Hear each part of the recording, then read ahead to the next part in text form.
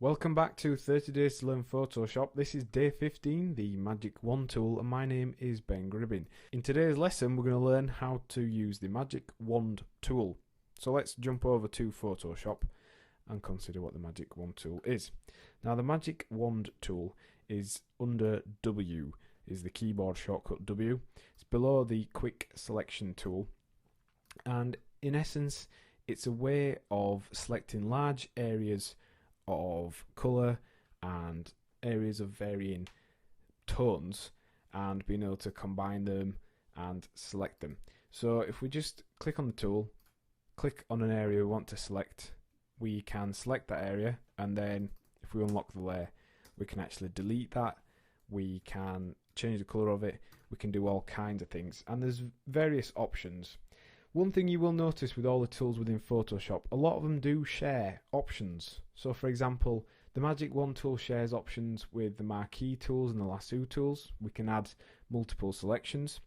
It shares the tolerance with things like the paint bucket tool, because we can change how broadly it applies a selection. And it also shares things like the anti-alias and contiguous options with the paint bucket tool. So it is quite handy. Once you start learning everything, you kind of get familiar with what different options and settings are for. So let's select this background of this colour. It's not all entirely one colour, but we can hopefully select basically all of this background.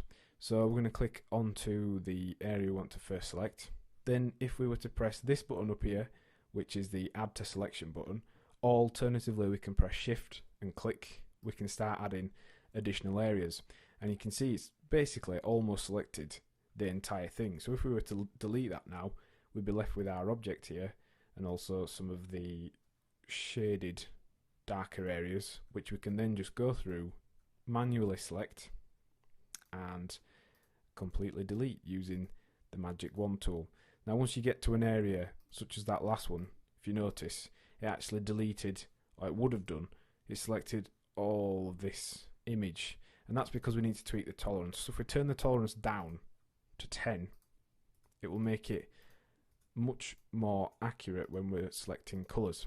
Now you will notice it's got pretty rough edges on this tool, and that's even with anti-alias on. If we were to turn this off, it would be even more noisy. You can see it looks like we've been using the dissolve blending option there.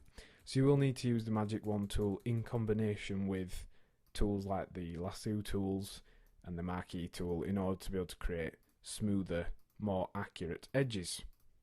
Let's just show you the contiguous option of the Magic Wand tool. If we have it on, it just selects areas that are connected to each other. But as with the paint bucket tool, if we turn it off, it will then select multiple areas even if they're not connected. So for example, it will select all areas of this dark black colour here. So you can see all those areas are being selected even though technically they aren't connected. So that's why you use contiguous. And anti-alias just helps you refine your selection. So you can see that's an anti-alias selection, and that is without. A lot more noise, it's not selected all the different areas, and if we were to delete that now, it would look very rough and jagged. So in today's lesson, we've looked at how to use the Magic Wand tool to select large areas of colour or of an image. And your task for the lesson is to find a photograph of an image on a white background similar to the one we used, and then tweak the tolerance of the Magic Wand tool and select, then delete the entire background. Next time on 30 Days to Learn Photoshop, we'll be looking at shapes and custom shapes. Thanks for listening.